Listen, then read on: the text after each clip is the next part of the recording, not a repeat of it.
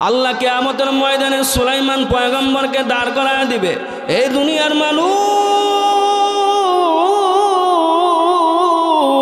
এই যে আমার সুলাইমান পয়গম্বর, ও তুমি আর কয় টাকার মালিক ছিলা? 2 কোটি 4 কোটি 5 কোটি 10 কোটি টাকার মালিক হইয়া এত বড় বড় কথা বলতেছো। এই যে আমার সুলাইমান পয়গম্বর, এমন এমন ধনী বানাইছিলাম, সাধারণ কোনো ধনী বানাই নাই। এরা 2 টাকার কোনো ধনী বানাই নাই, 2টা 3টা দেশের মালিক বানাই নাই। আমার এই সুলাইমান পয়গম্বরকে পুরা পৃথিবীর বাদশা বানিয়েছিলাম। সুবহানাল্লাহ। এজন্যই তো আল্লাহ তাআলা জানায় দেয়, ولسليمان الريح عاصفة تجري بأمره।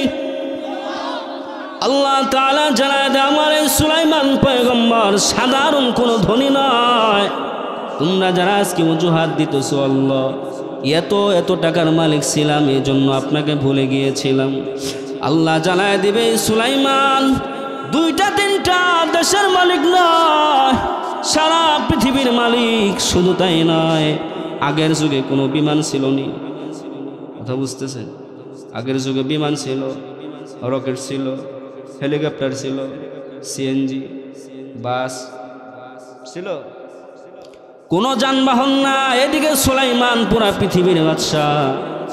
একবার অস্ট্রেলিয়া মিটিং করে আবার আমেরিকা চলে যেতে হয়, আবার আমেরিকা মিটিং শেষ করে নিউজিল্যান্ড, ওইখান থেকে আবার উপমহাদেশ। সুবহানাল্লাহ। এদিকে বিমান নাই, রকেট নাই, হেলিকপ্টার নাই। আল্লাহ জানায় দেয়, ও সুলাইমান টেনশনের কোনো কারণ নাই। ওয়ালি সুলাইমানের রিহা আসিফা তাজরি বিআমরি। সুলাইমান রে, রকেট নাই, বিমান নাই, পাইলট নাই, কিছুই নাই, কোনো টেনশন নাই। আমি সুলাইমানের জন্য বাতাসকে যানবাহন বানাই দিলাম। সুবহানাল্লাহ। আমেরিকা মিটিং শেষ করে মুহূর্তের মধ্যে নিউজিল্যান্ড বলে টেনশন নাই, বাতাস তোমাকে মুহূর্তের মধ্যে নিয়ে যাবে। চিল্লায় পড়েন সুবহানাল্লাহ। এমন বড় বাদশা। শুধু তাই নয়, পৃথিবীতে আমাদেরকে যেই শয়তানের মাধ্যমে, আমরা যেই শয়তানের মাধ্যমে গুনাহ করি, যেই শয়তান আমাদেরকে দিয়ে অপরাধ করায়, আল্লাহ বলে ওয়ামিনাশ শায়াতিনি মাইয়াগুসুনা লাহু ওয়া ইয়ামালুনা আমালান দুনা যালিকা। আল্লাহু আকবার পড়েন। যেই শয়তান আমাদেরকে দিয়ে গুনাহ করায়, ওই সুলাইমান পয়গম্বরকে ওই শয়তান পর্যন্ত পুষ মানত। চিল্লায় পড়েন সুবহানাল্লাহ। এমন বড় বাদশা সুলাইমান পয়গম্বর, যখন মানুষ অজুহাত দিবে, ও আল্লাহ কিয়ামতের ময়দানে আল্লাহকে বলবি এত এত টাকার মালিক ছিলাম, এই জন্য আপনাকে ভুলে গিয়েছিলাম। আল্লাহ সুলাইমান পয়গম্বরকে দাঁড় করায় বলবে, এই সুলাইমান সাধারণ কোনো ধনী নয়, সাধারণ 2 টাকার মালিক নয়। এই সুলাইমান পুরা পৃথিবীর বাদশা ছিল। এই এত বড় বাদশা হওয়ার পরেও আমার পয়গম্বর সুলাইমান একটা সেকেন্ডের জন্য আমাকে ভুলে নাই। সুবহানাল্লাহ। এরপরেও কিছু মানুষ অজুহাত দিবে, ও আল্লাহ দুনিয়ায় যদি 3 মাস সুস্থ থাকতাম, আবার 3 মাস বিছানায় পড়ে থাকতাম, গো আল্লাহ ও রব্বুল আলামিন, 3 মাস যদি বাসায় থাকতাম, আবার 3 মাস হাসপাতালে পড়ে থাকতাম। এত বড় রোগ ছিল আল্লাহ, রোগ একটা ভালো হতে না হতেই আবার আপনি রোগ দিতেন। অসুস্থ ছিলাম, এই অসুস্থতার মধ্যে থাকার কারণে আপনাকে ডাকতে পারি নাই, নামাজ পড়তে পারি নাই, রোজা রাখতে পারি নাই। জ্বর ছিল 104 ডিগ্রি, ও আল্লাহ এই জ্বর আসার কারণে আপনাকে ডাকতে পারি নাই, মসজিদে যাইতে পারি নাই, গো আল্লাহ। আল্লাহ হযরত আইয়ুব পয়গম্বরকে দাঁড় করায় দিবেন। সুবহানাল্লাহ। وأيوب إذ نادى ربه أني مسني الضر وأنت أرحم الراحمين।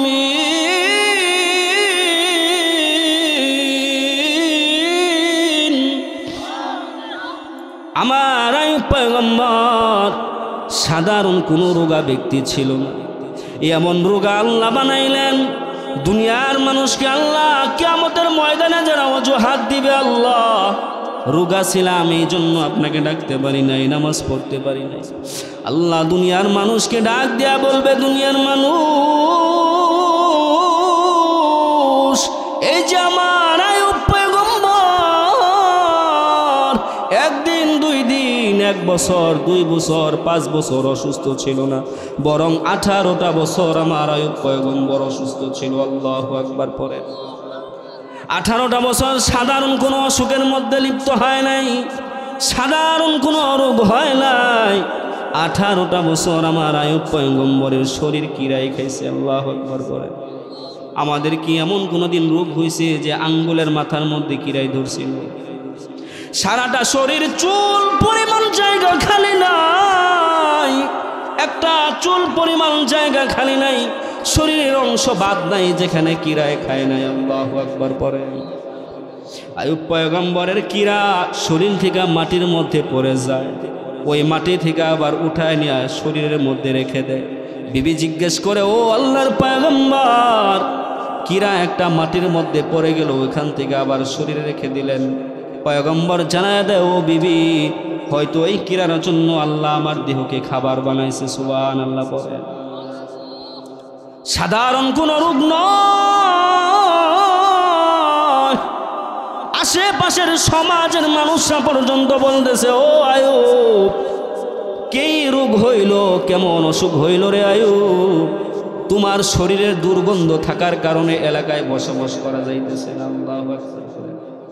আমাদের কি এমন কোনোদিন রোগ হয়েছে যার কারণে সমাজের মানুষ তো দূরের কথা, পরিবারের মানুষ এমন কথা বলছিল? সমাজের বন্ধু বান্ধবরা বলতেছে, ও আইয়ুব, তোমার শরীরের দুর্গন্ধে এলাকায় থাকা যাইতেছে না আইয়ুব, 24 ঘন্টার মধ্যে এলাকাটা ছেড়ে দিবে। দেখেন কেমন কষ্টটা লাগে, ওই সময়ে কেমন দুঃখটা লাগে। যাদের সঙ্গে বড় হইল সমাজের মানুষ, বন্ধু বান্ধব, এরা পর্যন্ত সহ্য করে না, বলে শরীরের দুর্গন্ধের কারণে এলাকায় থাকা যাইতেছে না, তাড়াতাড়ি এলাকা থেকে বের হও। কেমন বড় আল্লাহ। আইয়ুব পয়গম্বর সমাজ ছাইরা দিয়া জঙ্গলে চলে যায় আর আল্লাহ আল্লাহ জিকির করে। সারাটা শরীর কিরায় খায়, শুধু জিব্বার মাথাটুকু কিরায় ধরে নাই। এই জিব্বার মাথা দিয়া আল্লাহ আল্লাহ জিকির করে।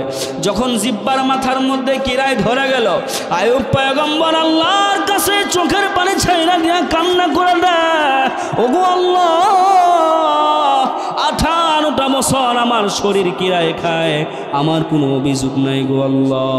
ওগো আল্লাহ, সন্তুষ্ট ছিলাম, আমার এই জিব্বার মাথাটুকু সুস্থ ছিল, এই জিব্বার মাথা দিয়া আল্লাহ তোমার জিকির করতাম। ওগো দয়াময় আল্লাহ,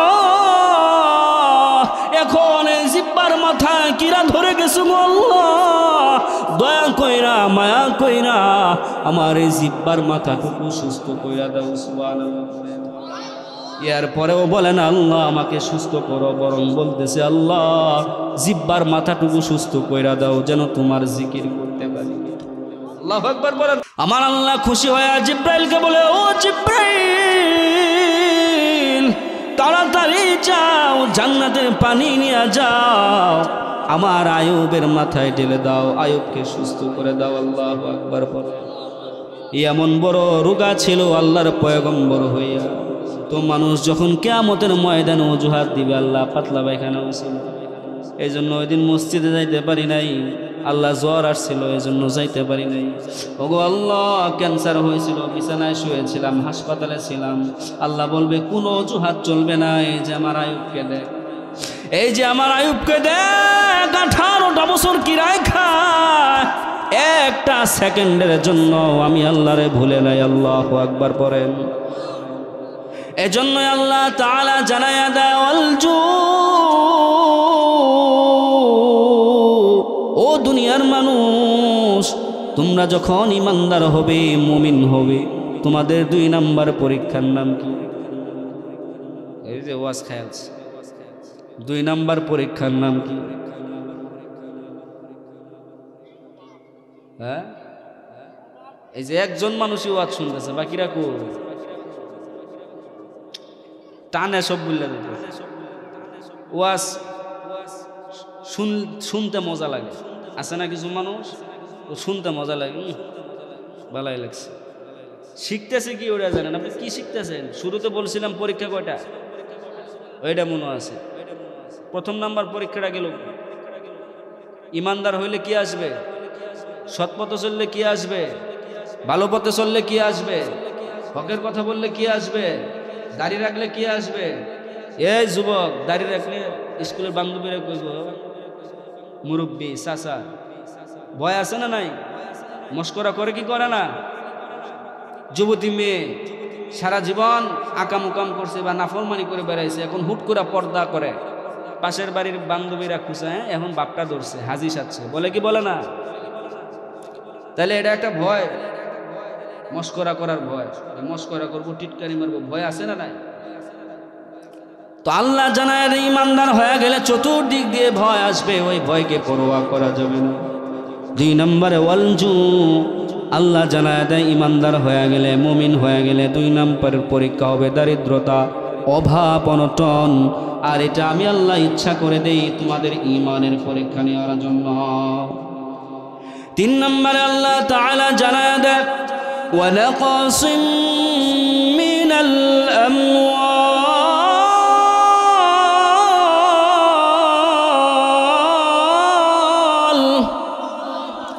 আল্লাহ তাআলা জানায় দেয় ও ঈমানদার, নিজেরা যখন ঈমানদার হয়ে যাবা, মুমিন হয়ে যাবা, তোমাদের 3 নম্বর পরীক্ষা আসবে।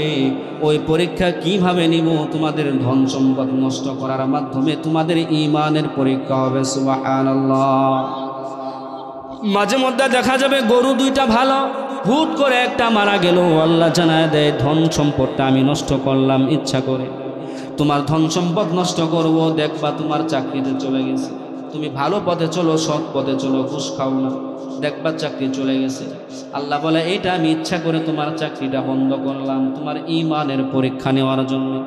ব্যবসা বাণিজ্য ভালো চলে, তুমি 5 ওয়াক্ত নামাজ পড়ো, হুট করে ব্যবসার মধ্যে লস, আল্লাহ বলে এটা আমি ইচ্ছা করে নিলাম তোমার ঈমানের পরীক্ষা নেওয়ার জন্য। দেখি তুমি আমি আল্লাহর উপর সন্তুষ্ট থাকো নাকি অসন্তুষ্ট হয়ে যাও। আমি আল্লাহ দেখতে চাই আমি আল্লাহর ফয়সালার উপর তোমার ঈমান কতটা মজবুত। দেখা যাবে মাছ, ফিশারিতে মাছ, এমন এমন মাছ বড় হয়ে গেছে, 1-2 কেজি হয়ে যায়, মানুষের কাছে বলা বলে শুরু করে দিছ, 2 দিন পরে জাল নামায়া সব বিক্রি করে দেব। আল্লাহ বলে এই মুহূর্তে আমি এমন বন্যা দিব, সব মাছ পানি ভাসায় নিব। আল্লাহ বলে এটা তোমার ঈমানের পরীক্ষা নিবে। এজন্য আল্লাহ জানা দেয় লাকুসিম মিনাল আমওয়াল, ঈমানদার হয়ে গেলে, মুমিন হয়ে গেলে 3 নম্বর পরীক্ষা, ওই পরীক্ষা হইল তোমাদের ধন সম্পদ মাঝে মধ্যে নষ্ট করব। আর যখন নষ্ট করব তখন তোমরা হতাশ হয় না, তখন আমি আল্লাহর ফয়সালার উপর সন্তুষ্ট থাকো। ঠিক কিনা বলেন? থাকবো তো ইনশাআল্লাহ। আল্লাহ জানায় দেয় ওয়াল্লাল ফুস, ওই ঈমানদার নিজেরা যখন প্রকৃত ঈমানদার হয়ে যাও, যখন প্রকৃত মুমিন হয়ে যাও, 4 নম্বর পরীক্ষা, ওই পরীক্ষা তোমাদেরকে কিভাবে দিব, ওই পরীক্ষা কিভাবে হবে? ওই পরীক্ষা হবে তোমাদের বড় বড় রোগ আসবে। তোমাদের দেখা যাবে বড় মেয়েটার রোগে সারে না, বড় মেয়েটার রোগ ভালো হয়, আবার ছোট বাচ্চাটার রোগে ধরে বসে। ছোট ছেলেটার রোগ ভালো হয়, আবার বিবি সাহেবের রোগ চলে আসে, বিবি সাহেব ভালো হয়, দেখা যায় আবার আমি হাসপাতালে চলে যাই। একটার পর একটা রোগ লেগেই থাকে, এই ডায়াবেটিস, এই প্রেশার, এই ক্যান্সার, এই জ্বর, আছে না নাই? আল্লাহ বলে ঈমানদার ওই রোগগুলো আমি আল্লাহ ইচ্ছা করে দেই, দেখি তোমার জবান দিয়ে এটা বের হয় কিনা যে আল্লাহ শুধু দুনিয়ায় আমারই দেখে, আর কেউ দেখে না। মানুষ বলে কি বলে না? যখন বিপদ আপদ একটার পরে একটা আসতেই থাকে, অনেক মানুষ অসন্তুষ্ট হয়ে আল্লাহকে বলে আল্লাহ দুনিয়ায় শুধু আমারই দেখে। আল্লাহ বলে এমন কথা বইল না রে ইমানদার, এই বিপদ আপদ, রোগ বালা, মুসিবত আমি আল্লাহ ইচ্ছা করে দেই, কারণ তোমারে পছন্দ করি। সুবহানাল্লাহ। 5 নম্বরে আল্লাহ তাআলা জানায় দেয় ওয়াসসামারাত, ওই ইমানদার যখন প্রকৃত তো ইমানদার হও, মুমিন হও। 5 নাম্বার একটা পরীক্ষা যাবে, ওয়াসামারাত, তোমাদের ফসল ফলা দিয়ে আমি আল্লাহ নষ্ট করে দিব। দেখা যাবে তুমি ধান লাগাইছো 5 কাঠা জমির মধ্যে, ধান ভালো আসছে, মানুষের সঙ্গে বলতেছো ও ভাই এবার ধান ভালো আসছে আলহামদুলিল্লাহ মাশাআল্লাহ ইত্যাদি ইত্যাদি। যখন বলতেছো 1 সপ্তাহ পরে ধানগুলা কাটবা, আল্লাহ বলে ধান কাটার 1 সপ্তাহ আগে আমি ওই ধানগুলা নষ্ট করে দিব, হয়তোবা বন্যার পানি দিয়া, না হয় অন্য পোকামাকড় দিয়া। কেন নষ্ট করবো রে বান্দা? তোমার ইমানের পরীক্ষা নেব। মরিচ লাগাইছো 10 কাঠার মধ্যে, মরিচগুলা ভালো আসছে, 3 দিন পরে মরিচগুলা তুলবা, আল্লাহ বলে 3 দিন আগে আমি ওই মরিচগুলা নষ্ট করে দিব কাটার আগ মুহূর্তে। তোমারে আফসোস দিয়া এরপরে নষ্ট করব। কেন আফসোস দিয়া নষ্ট করবো রে বান্দা? তোমার ইমানের পরীক্ষা নিব। এজন্য আল্লাহ তাআলা হুঁশিয়ার করে দেয়, মানুষদেরকে শুধু হুঁশিয়ারি করে না, আমার আল্লাহ এমন দয়ালু, এমন রহমান, আল্লাহ তাআলা জানায়া দেয় বান্দা তোমাদের পরীক্ষা হবে। দেখেন আল্লাহ আমাদেরকে কত বড় মেহেরবান করেছেন। আল্লাহ বলেছেন 5টা পরীক্ষা হবে, আবার এই পরীক্ষার প্রশ্ন উত্তর ফাঁস করে দিছে। সুবহানাল্লাহ। পৃথিবীতে এমন কোন স্কুল আছে, কলেজ আছে, ভার্সিটি আছে বলে পরীক্ষা হবে? স্যারেরা কোনো সময় প্রশ্ন উত্তর ফাঁস করে? যত বড় মেধাবী ছাত্র হোক, স্যারদেরকে বলে ও স্যার কোন কোন জায়গা থেকে আসতে পারে দাগায়া দেন, খাতা নেওয়া যায়, ঠিক কিনা বলেন? স্যার আনুমানিকের উপর দাগায়া দেয়, বলে এখান থেকে আসতে পারে, অমুক অমুক জায়গা থেকে, এই সাইটগুলা ভালো করে পড়ো, ঠিক কিনা বলেন? আমার আল্লাহ আনুমানিক বলে না, দাগা দেয় না, সরাসরি প্রশ্ন উত্তর ফাঁস করে দেয়। আল্লাহু আকবার পড়ে। আল্লাহ বলেছেন 5টা পরীক্ষা হবে। কি কি বিষয়ের উপর পরীক্ষা হবে? প্রশ্ন ফাঁস করে দিছে। সুবহানাল্লাহ। কোন এরপরেও যদি কোনো মুমিন বান্দা, ইমানদার বান্দা ফেল করে, ওর মতো কপাল পোড়া দুনিয়া আর কেউ থাকতে পারে? এজন্য আল্লাহ তাআলা জানায় দেয় 5টা পরীক্ষা দাও। কিভাবে দিবার ইমানদার? ধৈর্য সহকারে দাও। ধৈর্যশীলদের এমন দাম। আল্লাহ বলে যারা ধৈর্য সহকারে 5টা পরীক্ষা দিবে, নবী পয়গম্বরকে জানায় দাও, ও পয়গম্বর এদেরকে আপনি সুসংবাদ দিয়ে দেন। কিসের সুসংবাদ দিবেন? ওয়াবাশশিরিস সাবিরিন।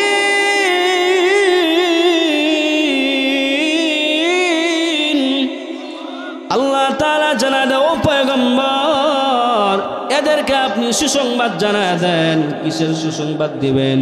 আমার আল্লাহর সুসংবাদ আইফোন দিয়া। কথা বুঝেন? আল্লাহর সুসংবাদ গরু ছাগল। আল্লাহর সুসংবাদ বলে 5টা পরীক্ষায় পাশ করলে 5টা BMW গাড়ি। আল্লাহর সুসংবাদ কি 5,000 গাড়ি দেওয়া হয়?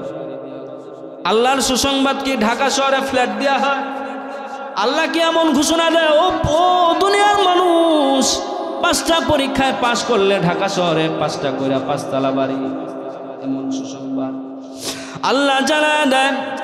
ইন্নামা ইউওয়াফাস সাবিরুনা আজরাহুম বিগাইরি হিসাব।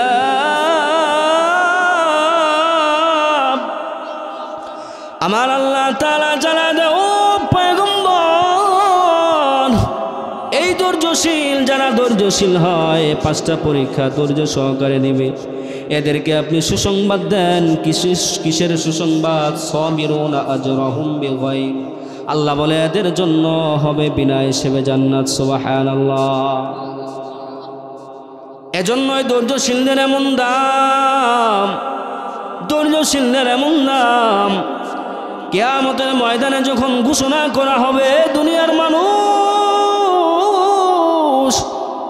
যারা দুনিয়া থেকে আসছো, অধিক নেক আমল করে যারা আসছো, ফেরেশতারা যখন এই ঘোষণা করে দিবে, একদল লোক দাঁড়ায়া জান্নাতের দিকে রওনা হয়ে যাবে। সুবহানাল্লাহ পড়েন।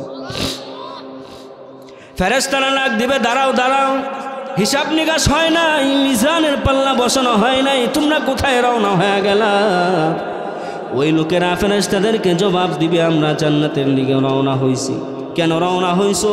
আমরা অধিক নেক আমলকারী। কি নেক আমল করে আসছো? ওই লোকেরা জবাব দিবে, দুনিয়ার মধ্যে আমাদেরকে যখন অত্যাচার করা হতো আমরা ক্ষমা করে দিতাম, আমাদেরকে যখন মস্করা করা হতো, আমাদেরকে নিয়ে টিটকারি মারা হতো, আমরা মাফ করে দিতাম, আমাদেরকে যখন জুলুম করা হইতো আমরা মাফ করে দিতাম, সব কিছু আল্লাহর উপর ছেড়ে দিতাম। ফেরেশতারা বলবে, হ্যাঁ হ্যাঁ ঠিক আছে, যাও যাও, মিজানের পাল্লা বসানোর পূর্বেই, হিসাব নিকাশের পূর্বেই তোমরা জান্নাতের দিকে চলে যাও। সুবহানাল্লাহ।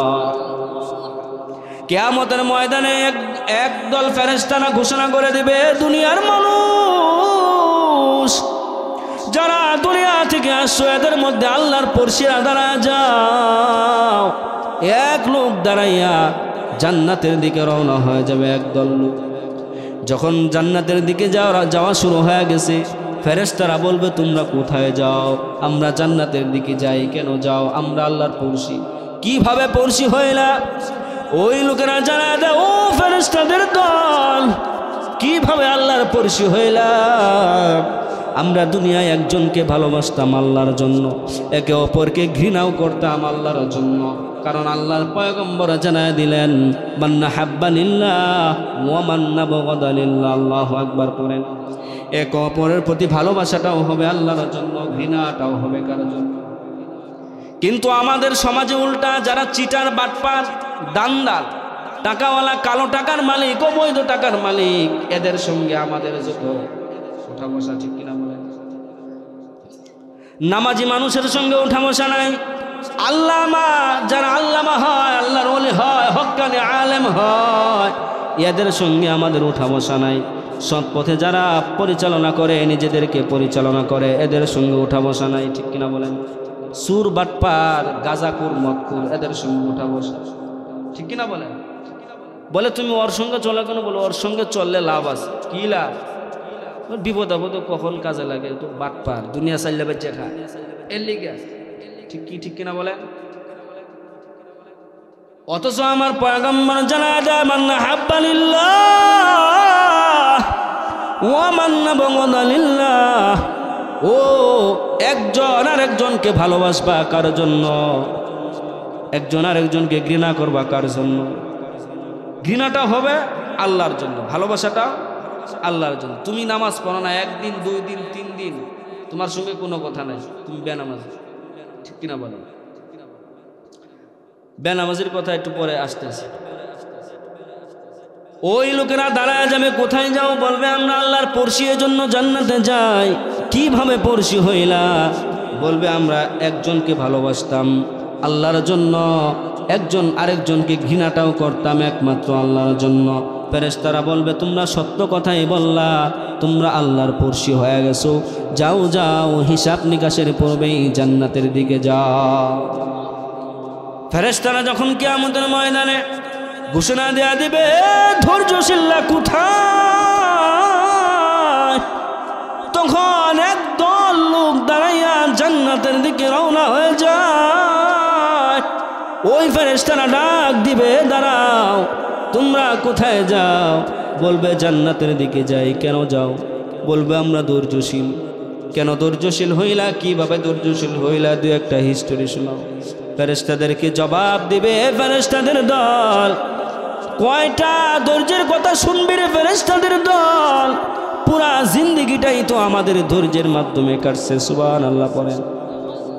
ও ফেরেশতাদের দল, সারা জীবনের কথা বাদ, একদিনের ধৈর্যের কথা শুনতে চাস? ও ফেরেশতা, সর্বপ্রথম যে ধৈর্য, সকালে যখন ঘুম থেকে উঠতাম, শীতের রাত, কনকনে শীত, আশেপাশে সবাই ঘুমায়, আত্মীয় স্বজন, ভাই ব্রাদার সবাই ঘুমায়, 8টা বাজে, 7টা বাজে, তখন লেপের নিচ থেকে উঠে, কম্বলের নিচ থেকে উঠে সোজা রোদের মধ্যে গিয়ে দাঁড়ায়। আর আমার কানে যখন আসসালাতু খায়রুম মিনান নাওম, এই আওয়াজটা যখন আসলো রে ফেরেশতা, আমি কম্বল, লেপ উপরে যা ছিল সব ছিটকায় মিলে ফেলে সব দূরে সরাই দিয়ে আমি সঙ্গে সঙ্গে দাঁড়ায় গেছি ঠান্ডা পানি দেওয়া অজু করার জন্য, ঠিক কিনা বলেন? ও ফেরেশতাদের দল, মানুষে আমার আশেপাশে মুয়াজ্জিনের আজান শুনে লেপ ভালো করে ঠিকঠাক করে ঘুমায়, কম্বলটা ভালো করে ঠিকঠাক করে ঘুমায়, আর আমি তখন কম্বল দূরে সরাই দিয়া ঠান্ডা পানি দিয়া ওযু কইরা মসজিদে হাঁটা শুরু করতাম। ও ফেরেশতা, দুনিয়ায় অনেক অনেক ধৈর্য ধরেছি রে ফেরেশতাদের দল। ফেরেশতারা বলবে, হা হা, তোমরা সত্যি কথাই বলছো, যাও, এখনো মিজানের পাল্লা বসানো হয় নাই, হিসাব নিকাশ হয় নাই, তোমরা এর আগে জান্নাতের দিকে রওনা হয়ে যাও। সুবহানাল্লাহ। এজন্য ধৈর্যশীলদের এমন দাম।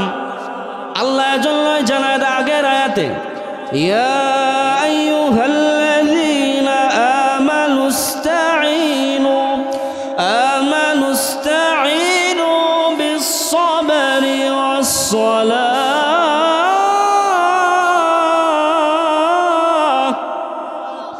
আল্লাহ তাআলা জানায় দেয়, ও ঈমানদার, তোমাদের 5টা পরীক্ষা হবে ঈমানদার। 5টা পরীক্ষা দেওয়ার জন্য, পরীক্ষায় পাশ করার জন্য তোমাদের 2টা কাজ করতে হবে। 1 নম্বরের কাজ হইল তোমাদের নামাজ পড়তে হবে। এই নামাজ পড়ার মাধ্যমে, ধৈর্য ধরার মাধ্যমে আমি আল্লাহর কাছে সাহায্য চাইতে হবে। বলেন সুবহানাল্লাহ। আমানুস্তাঈনু বিস-সাবরি ওয়াস-সালাহ। ওই ঈমানদার, নামাজের মাধ্যমে ধৈর্য সহকারে বান্দা আমি আল্লাহর কাছে সাহায্য চাও। কি সাহায্য চাইবা? ওগো আল্লাহ, যে 5টা পরীক্ষা নেবেন, এই পরীক্ষা আমাদেরকে উত্তীর্ণ করেন। ঠিক কিনা বলেন? আজকাল কিছু মানুষ আছে জীবনে নামাজ পড়বে না, রোজা রাখবে না, নামাজ না পড়ার পরেও মানুষটার কাছে যাওয়া যায় না, যখন চাপা মারা শুরু করে দেয়। ঠিক কিনা বলেন? বলে, ও ভাই, নামাজ না পড়লে কি হইবে? আমার ঈমান ঠিক আছে। বলে কি বলেন? এর মতো ভণ্ড প্রতারক পৃথিবীতে আর দ্বিতীয় কেউ আছে? আওয়াজ দিয়ে বলেন। যখন এই কথাটা বলে যে নামাজ না পড়লে কি হবে, ঈমান ঠিক আছে, এই মাইগুলা কই? যখন এই কথাটা বলবে যে আমি নামাজ না পড়লে কি হবে, আমার ঈমান ঠিক আছে, তখন মানে হাসিও আসে, দুঃখও লাগে। দুঃখ রাখি কই? এ বেলা নামাজ পড়ে না, ঈমান ঠিক আছে। কেমনে ঠিক আছে? একজন মানুষ ঈমান আনার পরে প্রথম ইবাদত কি? আওয়াজ দিয়ে বলেন, প্রথম কাজ কি? নামাজ। কিয়ামতের ময়দানের প্রথম হিসাব কিসে? আওয়াজ দিয়ে কন, নামাজ। আচ্ছা, আপনাদের এলাকায় চোর আছে, মদখোর আছে, সুদখোর আছে, জিনাখোর, জিনাকারী আছে, আছে। এখন একটা কথা বলবো, এ কথাটা অনেকের উপর পড়তে পারে, রাগ করবেন। আগেই বলে নিচ্ছি, রাগ করবেন।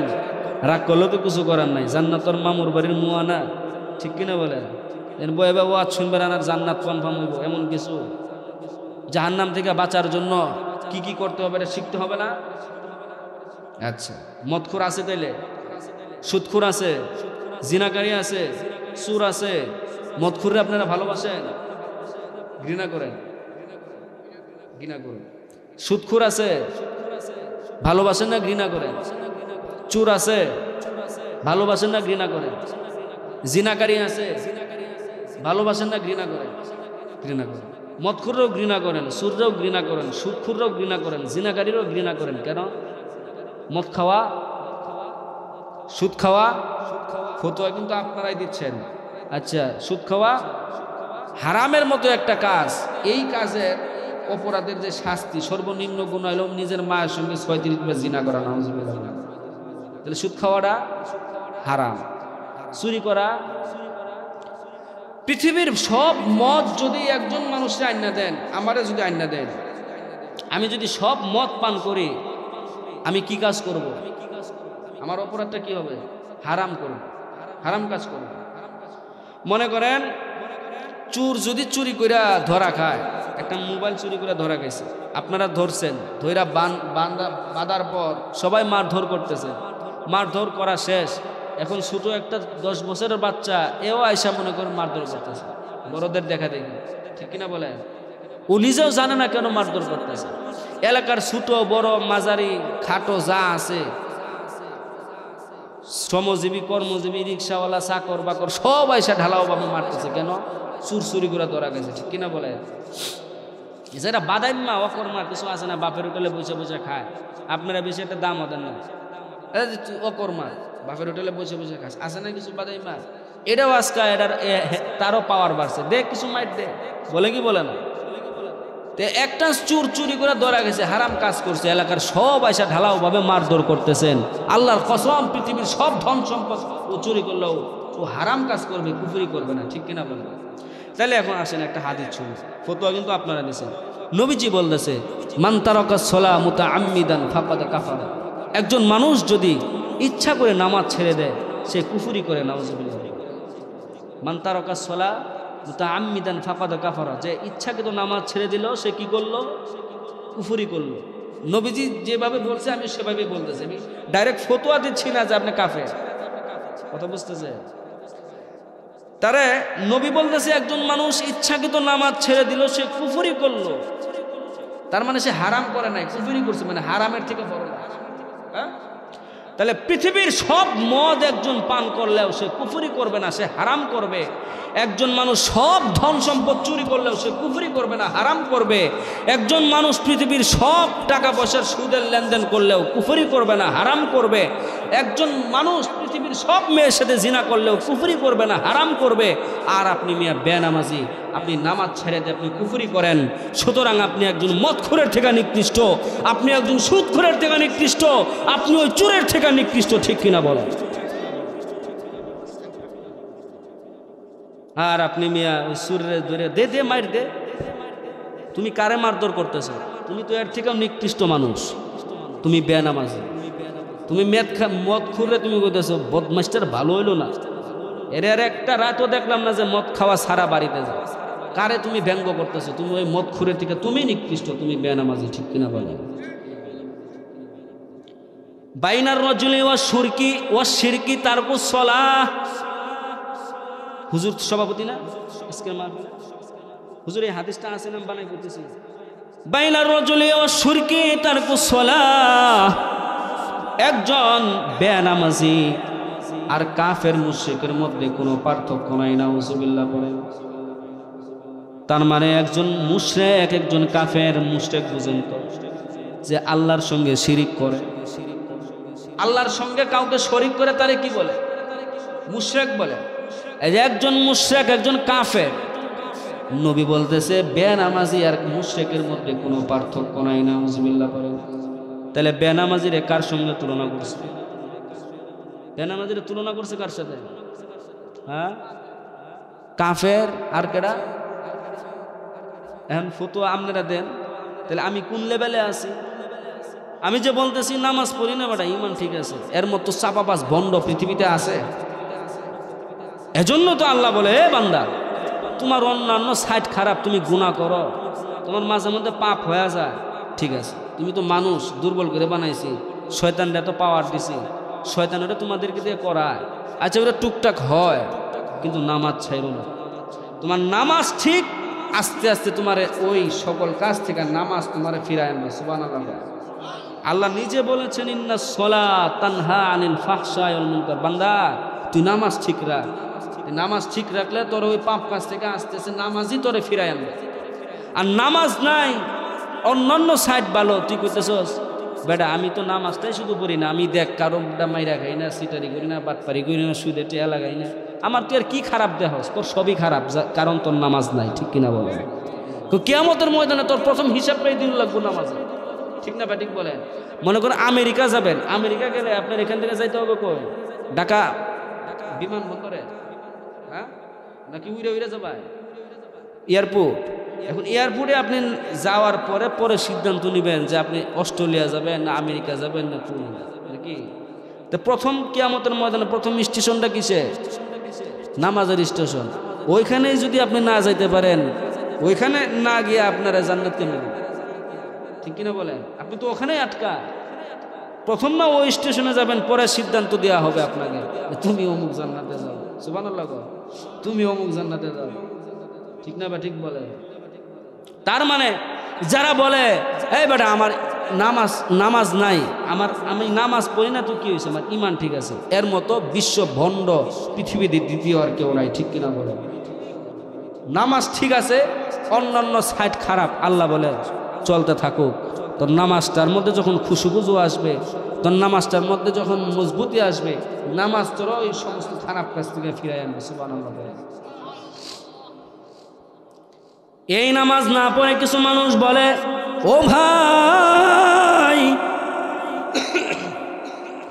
নামাজ না পড়লে কি হবে, ইমান ঠিক আছে, আছে না নাই? নামাজ না পড়লে কি হবে, ইমান ঠিক আছে।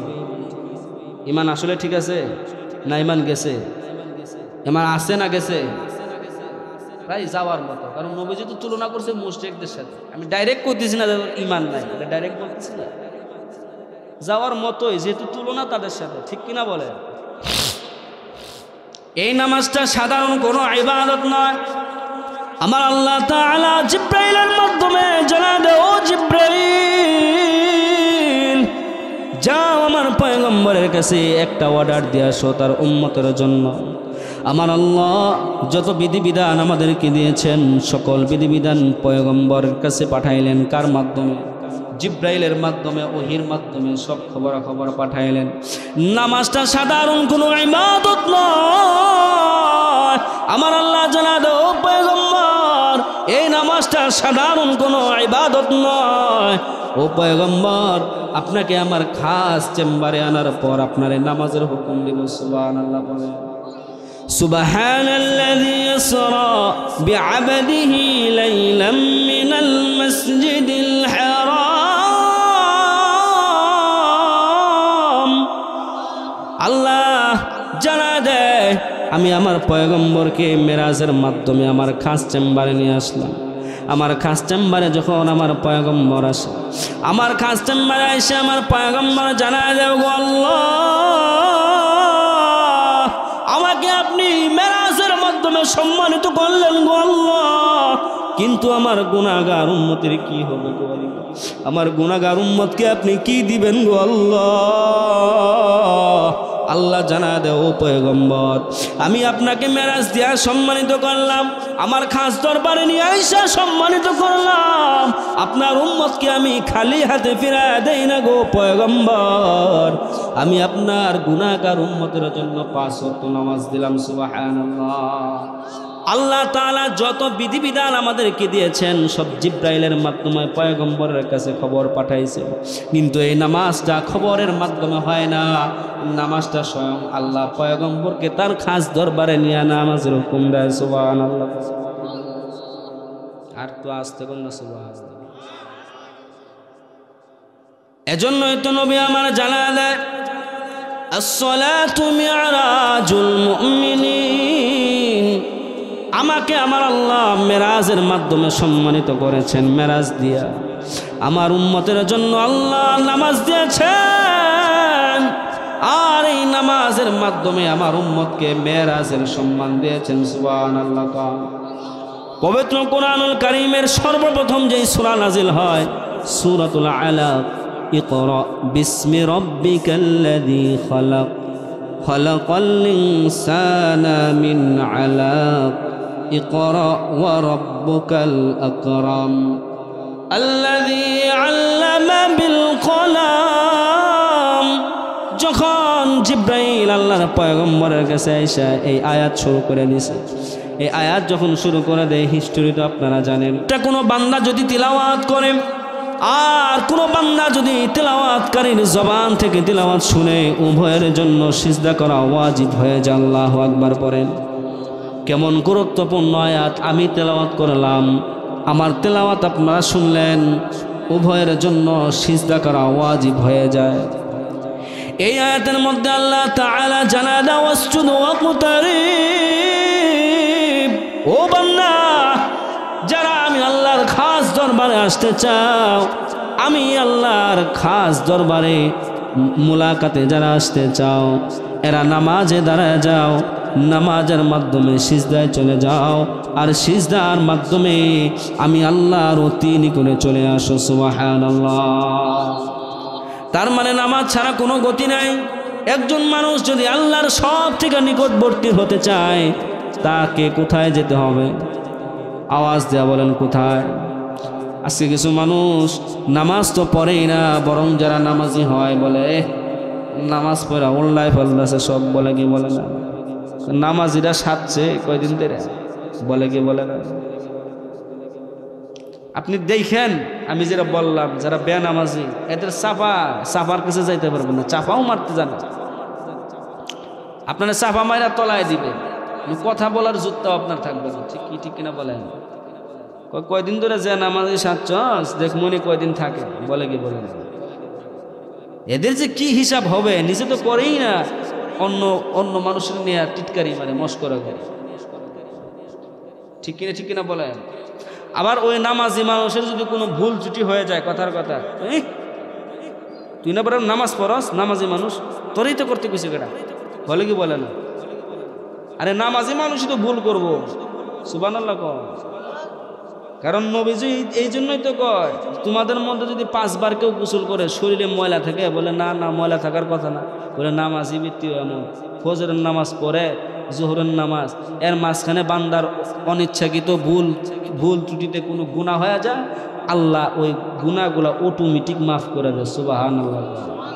আর তুমি যে বাদাইম্যা নামাজ জীবনে পড়ো না, গুনাহ তো জমতে আছে। আর ওই নামাজি ব্যক্তি মসজিদে যায় ফজরের সময়, আবার জোহরের সময়, মাঝখানে যত গুনাহ হয়েছে পয়গম্বর জানায় দেয়, আল্লাহ অটোমেটিক মাফ করে দেয়। জোহর থেকে আসর পর্যন্ত ওই নামাজি ব্যক্তির গুনাহ হয়ে গেছে, পয়গম্বর জানায় দেয়, আল্লাহ অটোমেটিক মাফ করে দেয়।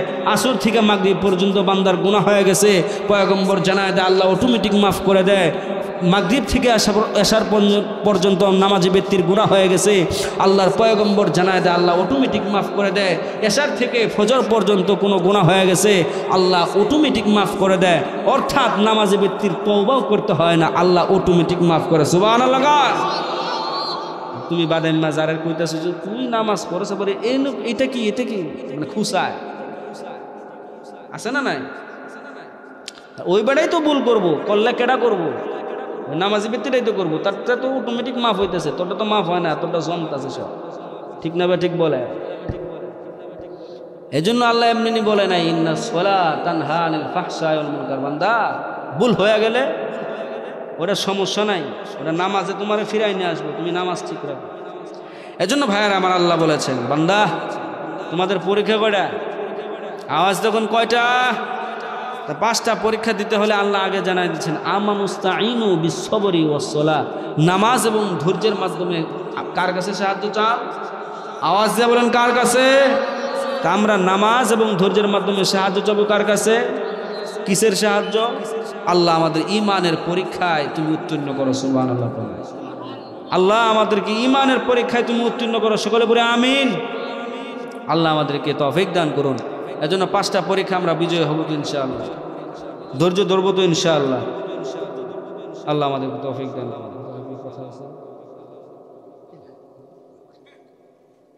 দোয়া করে দিই, ঘুম আসতেছে, দুরূদ শরীফ পড়েন। আল্লাহুম্মা সাল্লি আলা মুহাম্মাদ ওয়া আলা আলি মুহাম্মাদ কামা সাল্লাইতা আলা ইব্রাহিম ওয়া আলা আলি ইব্রাহিম إنك حميد مجيد اللهم بارك على محمد وعلى آل محمد كما باركت على إبراهيم وعلى آل إبراهيم إنك حميد مجيد আমার কথা কি কষ্ট পাইছেন? কে পাইছেন একটু হাত তুলে দেখেন। কেউ পান নাই? দেখেন নামাজের বিষয়টা অনেকের গায়ে পড়ছে, ঠিক না গো? করা বলছে তো করারই কথা। আগে আঙ্গর তো ইমান দুর্বল হয়ে গেছে। আপনি খেয়াল করে দেখবেন, যারা বয়স্ক লোক আছেন, এদের বাপ দাদারা, পূর্বপুরুষরা, অনেক মানুষ যারা নামাজি ব্যক্তি আছে, যারা বেনামাজির হাতের রান্নাও খাইতো না, ঠিক কিনা বলেন? কতটা গুরুত্ব দিত। নবীজি তো এমনি কয় নাই, এমনি মুশরিকের সাথে তুলনা করে না, এমনি কাফেরের সঙ্গে তুলনা করে না। নামাজটারে আমরা কোনো ইবাদতই মনে করি না। শুক্রবারে গেলে সবরতের সময় গেলে, ঠিক কিনা বলেন? নামাজটাকে কোনো গুরুত্বই দিই না। আগেকার বাপ দাদারা দেখবেন, পূর্বপুরুষ কিছু আলেম আছে, বেনামাজির হাতে রান্নাই খাইতো না, ঠিক না? ঠিক কন। আর আমাদের ইমান কতটা ক্ষতিগ্রস্ত হয়েছে, কতটা দুর্বল হয়েছে, কেডা নামাজি বেনামাজির কোনো বাজ বিচার নেই। তাহলে ওই যে একটা হাদিস শুনাইলাম না, বাইনা রজুলি ও সুরকি তারকু সোলা, বেনামাজির কাফির মুশরিকের মধ্যে কোনো পার্থক্য নাই নাকি? আচ্ছা, বেনামাজি আর কাফের মুশরিকের মধ্যে যদি পার্থক্য নাই থাকে, হাদিসটা মান্য নেয়, হাদিস তো মানতেই হবে ইমান আনতে গেলে নাকি? অস্বীকার করার ক্ষমতা আছে? তাহলে বেনামাজি আর মুশরিকের মধ্যে কোনো পার্থক্য নাই। তাহলে এখন মনে করেন আমাদের সেন্সটাই কেমন হয়েছে, বিবেকটার মধ্যে শয়তানে পেশাব করতে করতে করতে এটা একদম আওলাই দিছে, ভালো মন্দ আমরা বিচার করতে পারি না। যেমন ধরেন আপনি এক নামাজি ব্যক্তি, এখন আরেকটা বেনামাজি বছরের পরে বছর মসজিদে আয়, এরার মানুষেও কয় যে অমুকরে তো অনেকদিন যাবৎ মসজিদে দেখি না, কই থায় না থায়, এমন কথা হয় না কিছু মানুষ নিয়ে, ওই জানে নিয়ে কথা হইতেছে যে অমুকরে তো অনেকদিন যাবৎ মসজিদে দেখি না, কই থাকে? ওরই ধরেন আত্মীয় স্বজন বা বাপ মা কেউ একজন মারা গেছে, 3 দিনের দিন দিছে কি জেফত। এখন আপনার মসজিদে এলান করছে যে অমুক আমার আব্বা মারা গেছে, 3টা গরু জব করছি, 3টা গরু জব করে জান্নাতে পাঠাই দিব, তোমরা 3 দিনের দিন আইসা খাইও জেফত। এদিক দিয়ে কি কয়, তান্দারি নাকি? ওই একই ওই একই নাকি?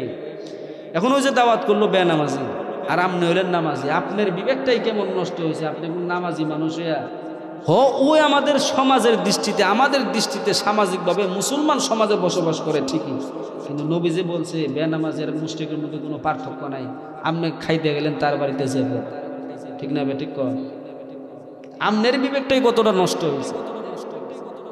কথা বুঝতে রাগ করতেছেন নি? আল্লাহ আমাদেরকে বুঝার এবং আমল করার তৌফিক দান করুন। তার মানে নবীজি আরেকটা হাদিস, আপনাদের ইমাম সাহেব এমন একটা হাদিস আছে, এক ব্যক্তি যদি 3 জুমা একাধারে না পড়ে তার নাম কাফেরদের তালিকায় চলে যায়, এমন একটা হাদিস পাইছেন হুজুর?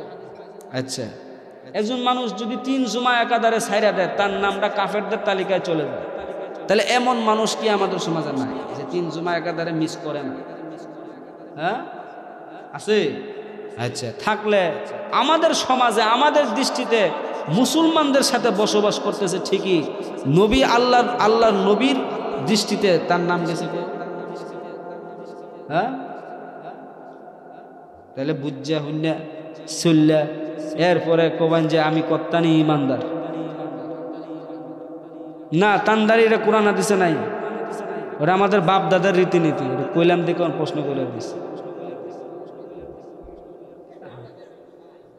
ওই যে এমন ভাবে, ওটা তো বুঝাইলাম আর কি, জেফত এমন ভাবে দেয় ফরজ, আর ফরজ কি এমন ভাবে ঢাক ডুল বাইরা মনে হয় যে এইবারই আসলে বেক মানুষ খাওয়াই জান্নাত একদিন বাড়াই দিতেছে, ঠিক না? ঠিক কর। দেখেন জেফতরা খায় কাটা অধিকাংশ এলাকার সব শ্রেণীর মানুষ, যে খাওয়ায় কিসের উদ্দেশ্যে? যে আব্বা আম্মারে খাওয়ায়, আব্বা আম্মা মারা গেছে এই উদ্দেশ্যে জেফত। কারে খাওয়ানোর কথা? একজন মানুষকে খাওয়ানো কি সোয়াবের কাজ নাকি? অন কি আমার ওরে তো বলে অন কি আমনে আমারে খাওয়াই সব পাবাই? মনে করেন এলাকার যে চেয়ারম্যান, কোটি কোটি টাকার মালিক, এরা খাওয়াই আপনি সব পাবাই? হ্যাঁ, খাওয়াবেন কারে? কিসের নামাজি? ফকির মিসকিন অভাবী খাইতে পারে না, চলতে পারে না, এরা না খাওয়াবাই? কিন্তু যেহেতু জায়গাটা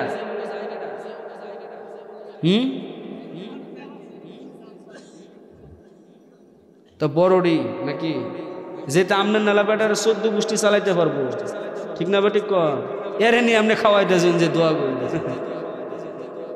ও আপনার আরো চালাইতে পারবো আপনার 14 গোষ্ঠী সহ, ঠিক না? ঠিক কর, খাওয়াইতেছেন উদ্দেশ্য হলো আব্বা আম্মা মারা গেছে, ফকির মিসকিন খাওয়াবো, এই ফকির মিসকিনটা খাওয়াইয়া আল্লাহ যদি একটু নেকামল একটু নেকি দেয় কবরে নাকি, এই তো ইসালে সব পাঠানো নাকি? খাইতেছে সব এলাকার যেটা রাখব বোয়াল এড়িয়ে গিয়ে খাইতেছে। মানে আমি চিন্তা করি, মানে এদেরই লজ্জা শরম কই, মানে নিজের গায়ে রক না থাকলে এই খাবারটা কাগো গরিব মিসকিন না ফহির অভাবী হেডা গিয়ে খাইতেছি আমি সমাজে মানছে আমার আমি নাকি দানবীর, গরিবের বন্ধু না, এখন আমি নিজেই গরিব, ঠিক না বে ঠিক কর খের বিছাই দেন বইবে লজ্জাও থাকা দরকার নাকি চেয়ারম্যান